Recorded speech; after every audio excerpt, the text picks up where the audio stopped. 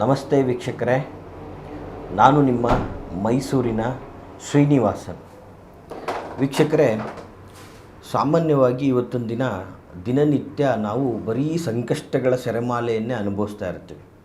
ನೋಡಿ, ಸಾಮಾನ್ಯವಾಗಿ ನಾವು ವೈಯಕ್ತಿಕವಾಗಿ ಅನುಭವಿಸುವಂತಹ ಸಮಸ್ಯೆಗಳೇ ಬೇರೆ, ಅದು ನಮ್ಮ ಸ್ವಯಂಕೃತವಾಗಿ ಅನುಭವಿಸ್ತಾ ಇರ್ತೀವಿ. ಅದಲ್ಲದೆ ನಮ್ಮ ಜಾತಕ ಕರ್ಮಗಳಿಂದ, ಪೂರ್ವಾರ್ಜಿತ ಕರ್ಮಗಳಿಂದನೂ ಕೂಡ ಕೆಲವು ಸಂಕಷ್ಟಗಳನ್ನು ಅನುಭವಿಸ್ತಾ ಇರ್ತೀವಿ. ಅದು ಸಹಜ, ನಮ್ಮ ಕರ್ಮ ಅಂತ ಭಾವಿಸುವ.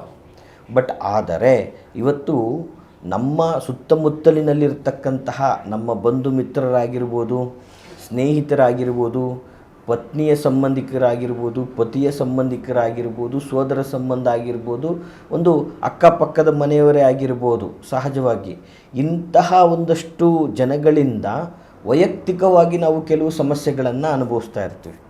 ಸೊ ಇದನ್ನು ನಾವೇನು ಹೇಳ್ತೀವಿ, ಒಂದು ರೀತಿಯಲ್ಲಿ ಶತ್ರುಗಳ ಕಾಟ, ನಮಗಾಗದೇ ಇರುವಂಥವರು, ನಮ್ಮ ಒಂದು ಏಳಿಗೆಯನ್ನು ಸಹಿಸದೇ ಇರುವಂಥವರು, ನಮ್ಮ ಒಂದು ಜೀವನದ ಪ್ರಗತಿಯನ್ನು ಹೀಯಾಳಿಸುವಂಥವರು, ನಮ್ಮ ಯಶಸ್ಸನ್ನು ಅಸೂಯೆ ಪರರಲ್ಲಿ ನೋಡುವಂಥವರು, ಇಂಥವ್ರುಗಳಿಂದಾಗಿ ನಾವು ಕೆಲವು ಸಂಕಷ್ಟವನ್ನು ಅನುಭವಿಸ್ತಾ ಇರ್ತೀವಿ. ಸಹಜವಾಗಿ ವೀಕ್ಷಕರೇ, ಯಾವ್ಯಾವ ರೀತಿಯಲ್ಲಿ ಅಂತಂದರೆ, ನಾವು ಒಂದು ವಾಹನ ಖರೀದಿ ಮಾಡುವ ಹಾಗೆ ಇಲ್ಲ, ಅದರ ಮೇಲೆ ದೃಷ್ಟಿ ಹಾಕುವಂಥದ್ದು. ನಾವು ನಮ್ಮ ಪತಿ ಪತ್ನಿಯರೊಟ್ಟಿಗೆ ಮನೆಯಲ್ಲಿ ಸಂತೋಷದಿಂದ ಇರುವ ಹಾಗಿಲ್ಲ, ಅದರ ಮೇಲೆ ಕೆಲವು ಬಣ್ಣ ಕಟ್ಟಿ ಅವ್ರು ಹಾಗೆ ಇವ್ರು ಹೀಗೆ ಅಂತೇಳಿ ಅಕ್ಕಪಕ್ಕದಲ್ಲಿ ಕಿರಿಕಿರಿಗಳನ್ನು ಸೃಷ್ಟಿ ಮಾಡುವಂಥದ್ದು. ಮತ್ತು ವ್ಯರ್ಥ ನಮ್ಮ ಮೇಲೆ ದೃಷ್ಟಿಯನ್ನು ಸಾಧಿಸ್ತಾ ನಮ್ಮ ತೇಜೋವಧೆಯನ್ನು ಮಾಡುವಂಥದ್ದು. ಈ ರೀತಿಯಾಗಿ ನಾನಾ ವಿಧದಲ್ಲಿ ಕಾಟಗಳನ್ನು ಕೊಡ್ತಾ ಇರ್ತಾರೆ. ಒಂದು, ನಮ್ಮ ವಾಹನ ಎಲ್ಲೋ ನಿಲ್ಲಿಸಾಗಿಲ್ಲ, ಅಕ್ಕಪಕ್ಕದವರಿಂದ ಆಗಲೇ ಕಿರಿಕಿರಿ. ನಾವು ಬಂದಿದ್ದೇ ತಡ, ಸ್ವಲ್ಪ ನೀರು ಬೀಳಿಸಿದ್ರು, ಬೆಳಗ್ಗೆ ಏನೋ ಒಂದು ತೊಳೆದ್ರು, ಇನ್ನೊಂದು ಏನೇ ಮಾಡಿದ್ರೂ ಕೂಡ ದೃಷ್ಟಿ ಆಗ್ತಾ ಇರುವಂಥದ್ದು. ಸೊ ಎರಡನೇದಾಗಿ ಏನಾಗ್ತದೆ, ನಮ್ಮ ವ್ಯಾಪಾರ ವಹಿವಾಟುಗಳಲ್ಲಿ ನಮ್ಮದೇನೋ ಒಂದು ಸಣ್ಣ ಅಂಗಡಿನೋ ಅಥವಾ ಒಂದು ಸಣ್ಣ ವ್ಯಾಪಾರನೋ ಅಥವಾ ಒಂದು ಉದ್ಯಮನೋ ಏನೋ ಇರ್ತದೆ. ಸೊ ಆ ಒಂದು ವ್ಯವಸ್ಥೆ, ಅವ್ರ ಹತ್ರ ಏನೂ ತೊಗೋಬೇಡಿ, ಅಲ್ಲಿರೋದೆಲ್ಲ ಸೆಕೆಂಡ್ ಹ್ಯಾಂಡ್ ಮೆಟೀರಿಯಲು, ಈ ರೀತಿ ಅಪಪ್ರಚಾರ ಮಾಡುವಂಥದ್ದು. ವ್ಯಾಪಾರ ಸ್ಥಳಗಳಲ್ಲಿ ಬೇಕು ಅಂತಲೇ ಏನಾದರೂ ತಂದು ಹಾಕುವಂಥದ್ದು. ಬೆಳಗ್ಗೆ ಇವರು ಕ್ಲೀನ್ ಮಾಡಲಿ, ಇವರು ಮೂಡ್ ಅಪ್ಸೆಟ್ ಆಗಲಿ ಅನ್ನುವಂಥ ವಿಚಾರದಲ್ಲಿ. ಮತ್ತು ವಿಶೇಷವಾಗಿ ಇವತ್ತು ಕುಟುಂಬದಲ್ಲಿ ಯಾರೋ ಒಂದು ನೆಂಟರಿಷ್ಟರು ಏನೋ ಬರ್ತಾರೆ, ಏನೋ ಒಂದು 5 ನಿಮಿಷ ಏನೋ ಅಕ್ಕಪಕ್ಕದಲ್ಲಿ ಮಾತಾಡಿದ್ರೆ ಸಾಕು, ನಮ್ಮ ಬಗ್ಗೆ ಬರೀ ನೆಗೆಟಿವನ್ನು ಹೇಳುವಂಥದ್ದು. ಮತ್ತು ನಮ್ಮ ಒಂದು ತುಂಬ ಅದ್ಭುತವಾದ ವ್ಯವಸ್ಥೆಯನ್ನು ಅವರು ಯುಟಿಲೈಸ್ ಮಾಡಿಕೊಂಡು, ನಿಮ್ಮಿಂದ ಹಣಕಾಸಾಗ್ಬೋದು, ನಿಮ್ಮಿಂದ ಧನಧಾನ್ಯಗಳಾಗಿರ್ಬೋದು, ನಿಮ್ಮಿಂದ ಒಡವೆ ವಸ್ತ್ರಗಳನ್ನಾಗಿರ್ಬೋದು, ಎಲ್ಲ ಚೆನ್ನಾಗಿ ತೆಗೆದುಕೊಂಡು ನಂತರ ನಿಮ್ಮ ಬಗ್ಗೆ ಅನ್ಯಾಯ ಮಾಡುವಂಥದ್ದು, ನಿಮಗೆ ಮೋಸ ಮಾಡುವಂಥದ್ದು, ಮತ್ತು ನಿಮಗೆ ಅನ್ಯಾಯ ಮಾಡುವಂಥದ್ದು. ನೀವು ಅವ್ರ ಕಷ್ಟಕ್ಕಾಗ್ತೀರಾ, ಅವ್ರಿಗೆ ಕಷ್ಟ ಅಂದರೆ ಸಾಕು, ಅಯ್ಯೋ ಪಾಪ ಅನ್ನುವಂತಹ ಮನಸ್ಥಿತಿ, ತಾಯಿ ಹೃದಯ, ಬೇಗ ಹೋಗಿ ಅವರ ಕಷ್ಟಕ್ಕೆ ನೀವು ಸ್ಪಂದಿಸ್ತೀರಾ. ಆದರೆ ನಿಮಗೆ ಕಷ್ಟ ಅಂದ ತಕ್ಷಣವೇ ಅವ್ರ ಮನೆ ಬಾಗಿಲು ಹಚ್ಕೊಂಡ್ಬಿಟ್ಟಿರ್ತಾರೆ. ಅವ್ರು ಗೊತ್ತಿಲ್ಲದೆ ಇರೋ ರೀತಿಯಲ್ಲೇ ಬದುಕಲಿಕ್ಕೆ ಸ್ಟಾರ್ಟ್ ಮಾಡಿಬಿಡ್ತಾರೆ. ಇಂತಹ ಶತ್ರುಗಳ ಒಂದು ಕಾಟದಿಂದಾಗಿ ಬರೀ ವ್ಯರ್ಥ ಏನಾದರೂ ಮನೆ ಮುಂದೆ ತಂದು ಹಾಕೋದು, ವ್ಯಾಪಾರ ಸ್ಥಳದಲ್ಲಿ ತಂದು ಹಾಕೋದು. ನೀವು ಏನೋ ಒಂದು ಮನೆ ಮತ್ತೊಂದು ಖರೀದಿಗೆ ಹೋಗ್ತಾ ಇದ್ದೀರಾ ಅಂದರೆ ಅಲ್ಲಿ ನಿಮ್ಮ ಬಗ್ಗೆ ಕೆಟ್ಟ ಅಭಿಪ್ರಾಯ ಸೃಷ್ಟಿ ಮಾಡಿ ನಾಶ ಆಗುವಂಥದ್ದು.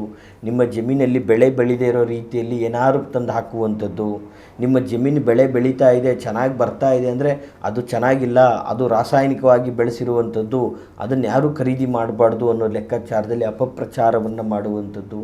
ಮತ್ತು ನಿಮ್ಮ ಜಮೀನು ವ್ಯವಸ್ಥಿತವಾಗಿ ಏನೂ ಕೂಡ ಅದ್ರ ಬಗ್ಗೆ ಲಾಭನೇ ಸಿಗದೇ ಇರೋ ರೀತಿಯಲ್ಲಿ, ಅಥವಾ ನೀವೇನೋ ಕಷ್ಟ ಅದನ್ನು ಸೇಲ್ ಮಾಡಬೇಕು ಅಂದರೆ ಅದಕ್ಕೇನೋ ತಕರಾರಿದೆ, ಈ ರೀತಿಯಾಗಿ ವ್ಯರ್ಥ ನಿಮಗೆ ಕಾಟ ಕೊಡ್ತಾ ಇರ್ತಾರೆ. ನಿಮ್ಮ ಸುತ್ತಮುತ್ತಲಿನಲ್ಲಿ ಸಂಬಂಧಿಕರೇ ಆಗಿರ್ಬೋದು, ಅದು ನಿಮ್ಮ ಒಂದು ಸ್ನೇಹಿತರೇ ಆಗಿರ್ಬೋದು, ಅಥವಾ ನಿಮ್ಮ ಅಕ್ಕಪಕ್ಕದ ಒಂದು ಹಿತೈಷಿಗಳೇ ಆಗಿರ್ಬೋದು. ಈ ರೀತಿಯಾಗಿ ಈ ಶತ್ರುಗಳ ಕಾಟವನ್ನು ನೀವು ಸಹಿಸಲಾರದೆ ದಿನನಿತ್ಯ ನರಳ್ತಾ ಇದ್ದರೆ, ದಿನನಿತ್ಯ ಸಂಕಷ್ಟವನ್ನು ಅನುಭವಿಸ್ತಾ ಇದ್ದರೆ ವೀಕ್ಷಕರೇ, ದಯಮಾಡಿ ಇಲ್ಲಿಗೆ ಅದು ಅಂತಿಮ ಆಗ್ತದೆ. ಇವತ್ತು ನಾನು ನಿಮಗೆ ಹೇಳ್ತಾ ಇರುವಂಥ ಈ ಸರಳವಾದಂತಹ ತಂತ್ರದಿಂದ ಈ ಒಂದು ಶತ್ರುಗಳ ಕಾಟದಿಂದ ಸಂಪೂರ್ಣ ನಿಮಗೆ ಮುಕ್ತಿ ಸಿಗ್ತದೆ. ಇದನ್ನು ನೀವು ಲಕ್ಷಾಂತರ ರೂಪಾಯಿ ಖರ್ಚು ಮಾಡಬೇಕಾಗಿಲ್ಲ.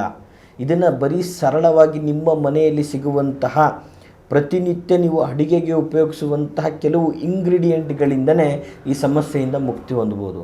ಬರೀ ನನ್ನ ಪ್ರಕಾರ ₹1 ಖರ್ಚಾಗಲಿಕ್ಕೆ ಸಾಧ್ಯ ಇಲ್ಲ ಈ ಒಂದು ತಂತ್ರವನ್ನು ಮಾಡಲಿಕ್ಕೆ. ನೋಡಿ, ಈ ತಂತ್ರವನ್ನು ನೀವು ಮಾಡಬೇಕಾದ್ರೆ ಪ್ರಾಥಮಿಕವಾಗಿ ನಾನು ನಿಮಗೆ ಹೇಳುವಂಥದ್ದು, ನಿಮ್ಮ ಮನದಲ್ಲಿ ಸಂಪೂರ್ಣ ಭಕ್ತಿ ಮತ್ತು ಈ ತಂತ್ರವನ್ನು ವಿಶೇಷವಾಗಿ ಮಂಗಳವಾರದ ದಿನವೇ ನೀವು ಈ ಒಂದು ತಂತ್ರವನ್ನು ಮಾಡಬೇಕು ಅನ್ನುವಂಥದ್ದು. ಯಾಕೆ ಈ ಒಂದು ತಂತ್ರವನ್ನು ಮಂಗಳವಾರ ದಿನವೇ ಮಾಡಬೇಕು ಅಂತಂದರೆ, ಮಂಗಳವಾರ ವಿಶೇಷವಾಗಿ ಗಣೇಶ ವಿಘ್ನೇಶನ ವಾರವಾಗಿರುತ್ತದೆ ಮತ್ತು ವಿಶೇಷವಾಗಿ ಸರ್ವ ಕಷ್ಟಗಳನ್ನು ನಿವಾರಿಸುವಂತಹ ವಿಘ್ನೇಶ್ವರನಿಗೆ ನೀವು ಮನದಲ್ಲಿ ನೆನೆಸ್ಕೊಂಡು ಈ ಒಂದು ತಂತ್ರವನ್ನು ಮಾಡೋದರಿಂದ ಖಂಡಿತವಾಗಿಯೂ ಕೂಡ ಈ ಒಂದು ಶತ್ರುಕಾಟದಿಂದ ಮುಕ್ತಿಯನ್ನು ಅನುಭವಿಸ್ಬೋದು. ಹಾಗಾದರೆ ಏನು ಮಾಡಬೇಕಪ್ಪ ಈ ಒಂದು ತಂತ್ರ ಅಂತಂದರೆ ಬಹಳ ಸುಲಭವಾದಂಥದ್ದು ವೀಕ್ಷಕರೇ. ನೋಡಿ, ನಿಮ್ಮ ಮನೆಯಲ್ಲಿ ದಿನನಿತ್ಯದ ಒಂದು ಫಲಹಾರಗಳಿಗೆ ಉಪಯೋಗಿಸುವಂತಹ ಒಂದೇ ಒಂದು ಚೆನ್ನಾಗಿ ಯಾವುದೇ ಕಲೆ ಇಲ್ಲದೆ ಇರತಕ್ಕಂತಹ ತುಂಬಿದಂತಹ ಫ್ರೆಶ್ ಆಗಿರ್ತಕ್ಕಂತಹ ಒಂದು ಹಸಿ ಮೆಣಸಿನಕಾಯಿಯನ್ನು ತೆಗೆದುಕೊಳ್ಳಿ ವೀಕ್ಷಕರೇ. ದಯವಿಟ್ಟು ಈ ತಂತ್ರ ಬಹಳ ಸುಲಭವಾಗಿರುವಂಥದ್ದು. ಯಾವುದೇ ತಂತ್ರ ಮಾಡಬೇಕಾದರೂ ಕೂಡ ವೀಕ್ಷಕರೇ, ಫಸ್ಟು ನಿಮ್ಮ ಮನದಲ್ಲಿ ನಂಬಿಕೆ, ಶ್ರದ್ಧೆ, ಭಕ್ತಿ ಇದು ಸಂಪೂರ್ಣವಾಗಿ ನೀವು ಇಟ್ಕೊಂಡು ಇದು ನನಗೆ ಜಯ ಸಿಗ್ತದೆ ಅನ್ನುವಂತಹ ಕಾನ್ಫಿಡೆಂಟಲ್ಲಿ ನೀವು ಮಾಡಿದ್ದೆ ಆದರೆ ಖಂಡಿತವಾಗಿ ನಿಮಗೆ ಇದರ ಒಂದು ಲಾಭ ಪ್ರಯೋಜನವನ್ನು ನೀವು ಪಡಿಬೋದು ಅಂತ ಹೇಳಲಿಕ್ಕೆ ಇಷ್ಟಪಡ್ತೀನಿ. ಮೊದಲನೇದಾಗಿ ನೀವು ಮಾಡಬೇಕಾಗಿರೋದಿಷ್ಟೇ, ಒಂದು ತುಂಬಿದಂತಹ ತುಂಬ ಚೆನ್ನಾಗಿರುವಂತಹ ಒಂಚೂರು ಉದ್ದವಾಗಿ ತುಂಬಿರುವಂತಹ ಹಸಿರಾಗಿರುವಂತಹ ಯಾವುದೇ ಕಲೆಗಳಿಲ್ಲದೆ ಇರುವಂತಹ ಹಸಿಯಾದಂತಹ ಒಂದು ಮೆಣಸಿನಕಾಯಿಯನ್ನು ತೆಗೆದುಕೊಳ್ಳಿ.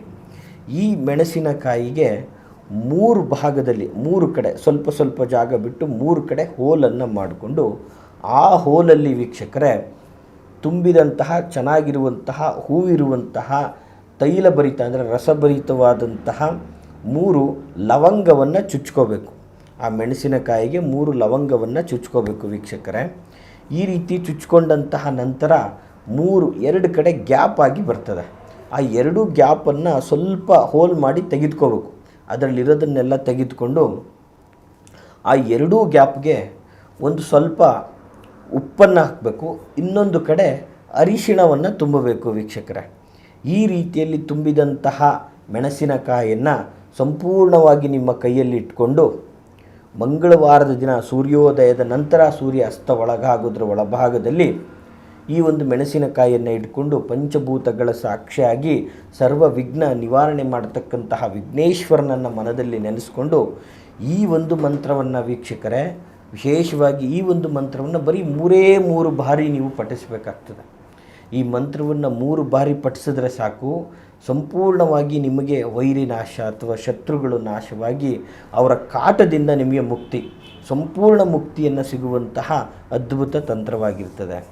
ಹಾಗಾದರೆ ಯಾವುದಪ್ಪ ಆ ಮಂತ್ರ ಅನ್ನುವಂಥದ್ದು? ನೋಡಿ, ಮಂತ್ರ ಸ್ವರೂಪ ಬಹಳ ಸುಲಭವಾಗಿರುವಂಥದ್ದು. ನೋಟ್ ಮಾಡ್ಕೊಳ್ಳಿ ವೀಕ್ಷಕರೇ, ಬಹಳ ಸರಳವಾದಂತಹ ಒಂದು ಮಂತ್ರ ಸ್ವರೂಪ ಇದಾಗಿರ್ತದೆ. ಏನಪ್ಪ ಮಂತ್ರ ಅಂತಂದರೆ, ಓಂ ಕ್ಲೀಂ ಭೈರವಾಯ ಅಮುಕ ನಾಶಿನಿ ಸ್ವಾಹ. ನೋಡಿ ವೀಕ್ಷಕರೇ, ಇಲ್ಲಿ ಅಮುಕ ಅನ್ನುವಂತಹ ಜಾಗದಲ್ಲಿ ನಿಮಗೆ ಯಾರು ಕಾಟವನ್ನು ಕೊಡ್ತಾ ಇದ್ದಾರೆ, ಯಾರು ನಿಮಗೆ ತೊಂದರೆ ಕೊಡ್ತಾ ಇದ್ದಾರೆ, ಪದೇ ಅವರಿಂದ ನೀವು ನಷ್ಟಕ್ಕೆ ಗುರಿ ಹೊಂದುತ್ತಾ ಇದ್ದೀರಾ, ನೋವನ್ನು ಅನುಭವಿಸ್ತಾ ಇದ್ದೀರಾ, ಅವರಿಂದ ನಿಮ್ಮ ಜೀವನನೇ ನಾಶ ಆಗ್ತಾ ಇದೆ, ಅಂಥವರ ಹೆಸರನ್ನು ನೀವು ಅಮುಕ ಅನ್ನುವಂತಹ ಜಾಗದಲ್ಲಿ ಸೇರಿಸ್ಕೊಂಡು 3 ಸಾರಿ ಈ ಮಂತ್ರವನ್ನು ಹೇಳಬೇಕು. ಮತ್ತೊಂದು ಸಾರಿ ನಿಮಗೆ ಈ ಮಂತ್ರ ಸ್ವರೂಪವನ್ನು ಹೇಳ್ತಾ ಇದ್ದೀನಿ ವೀಕ್ಷಕರೇ. ಓಂ ಕ್ಲೀಂ ಭೈರವಾಯ ಅಮುಕ ನಾಶಿನಿ ಸ್ವಾಹ. ಅಮುಕ ಅನ್ನುವಲ್ಲಿ ನಿಮ್ಮ ಶತ್ರುವಿನ ಹೆಸರನ್ನು ಹೇಳ್ಕೊಳ್ಳಿ.